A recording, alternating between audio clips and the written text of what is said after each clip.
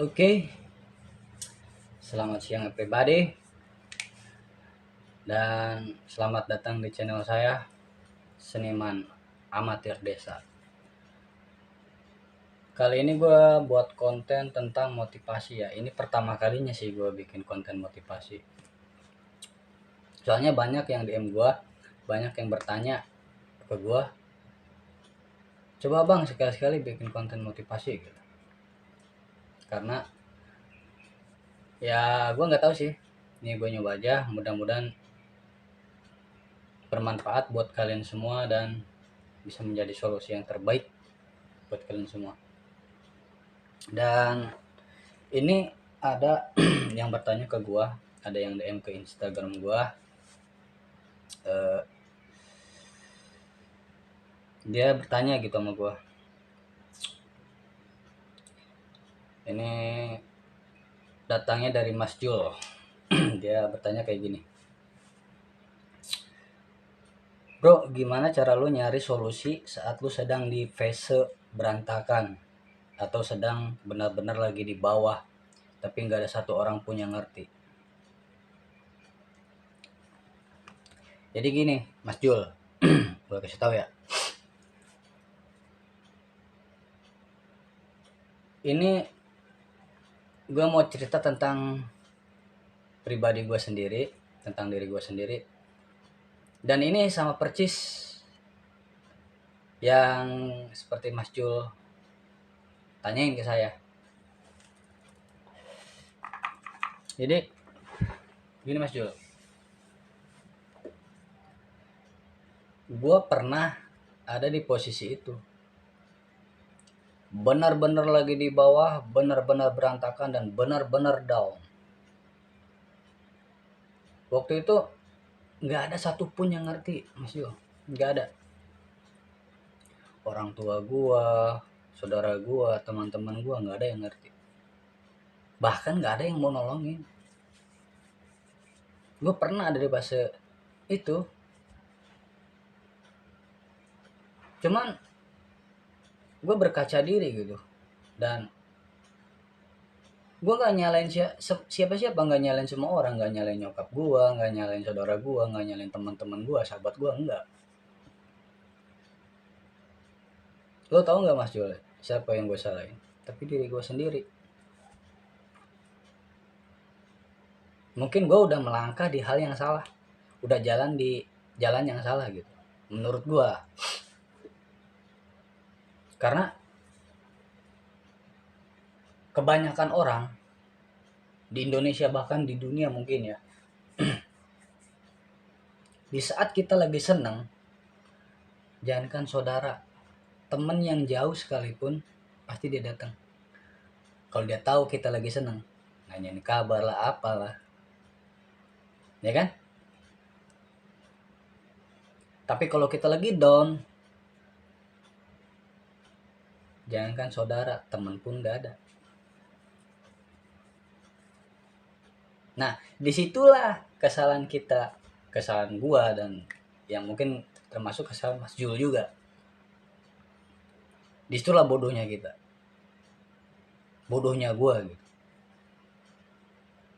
Di situ dan di titik itu gua mulai berpikir, sebenarnya yang salah tuh diri gue sendiri.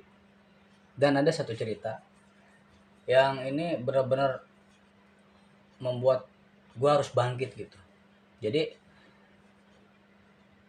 gue pernah bermimpi gitu, dan nggak tahu apa itu mimpinya. Dan setelah itu gue bangun pagi, sangat pagi. Gue bangun sekitar jam 4:30, mungkin udah azan subuh ya. Ketika gue bangun dari tidur, nah disitulah saatnya gue harus battle sama diri gue sendiri. Saatnya gue harus bertarung sama diri gue sendiri. Karena apa? Karena hal yang kemarin gue lakuin dengan hal yang sekarang itu sangat berbeda. Kemarin gue kayak gini, dan sekarang belum tentu gue kayak kemarin lagi gitu kan. Jadi disinilah gue harus bertarung. Saat inilah gue harus ngelawan diri gue sendiri, ngelawan pikiran gue di sini. ngelawan pikiran gue sendiri. Dan masih tau nggak, musuh terberat, pertarungan terhebat, dan musuh yang sangat sulit ditaklukkan itu apa? Di sini, pikiran kita. Jadi lo harus benar-benar bisa fight battle ngelawan pikiran lo sendiri, karena nggak semua orang bisa ngelakuin itu. Mungkin termasuk juga gue belum sampai di titik itu, cuman ya gue nyoba aja menjadi yang terbaik, menghilangkan sifat-sifat buruk yang dulu ada sama gue gitu kan, sedikit demi sedikit. Ya alhamdulillah sudah, sekarang udah jauh lah. Jadi gitu Yul, gue juga pernah ada di titik itu, dan itu sangat membuat gue, kalau putus asa sih enggak ya, cuman gimana ya, gue tuh ngerasa kayak orang nggak ada yang ngargain gue gitu. Gue tuh ngerasa orang yang paling, kalau menurut sampah sih sampah, yang mungkin yang udah busuk, nggak ada yang mau deket. Jangankan untuk membantu gitu, bertanya aja enggak, melalui kabar lewat HP juga enggak. Karena apa? Karena kalau kita lagi di bawah, kita lagi down, saat itulah kita akan berperang sama diri kita sendiri. Karena mungkin 1000 banding 1 ya teman, sahabat, saudara yang bakal nolong kita kalau kita memang benar-benar lagi di bawah, lagi membutuhkan. Tapi tidak pada saat itu ke gua itu nggak ada sama sekali.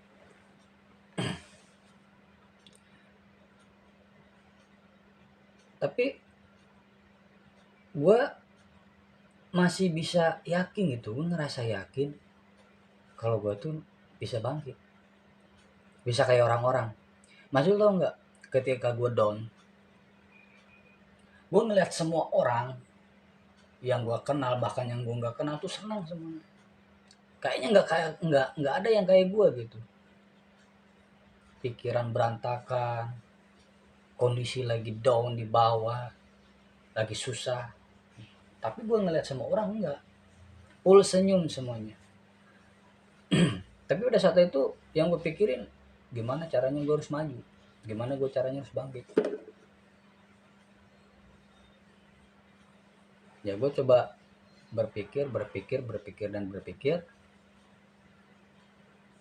Gue battle sama pikiran gue sendiri.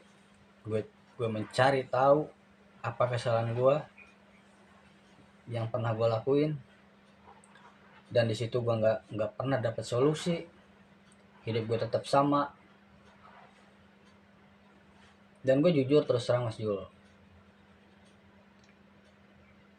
gue bukan orang yang taat beribadah atau selalu sholat.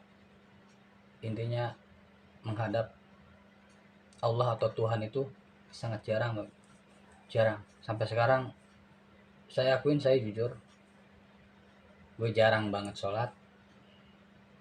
Tapi gue yakin dan mengimani bahwa gue punya Allah, gue punya Tuhan, dan Allah bakal nolong gue.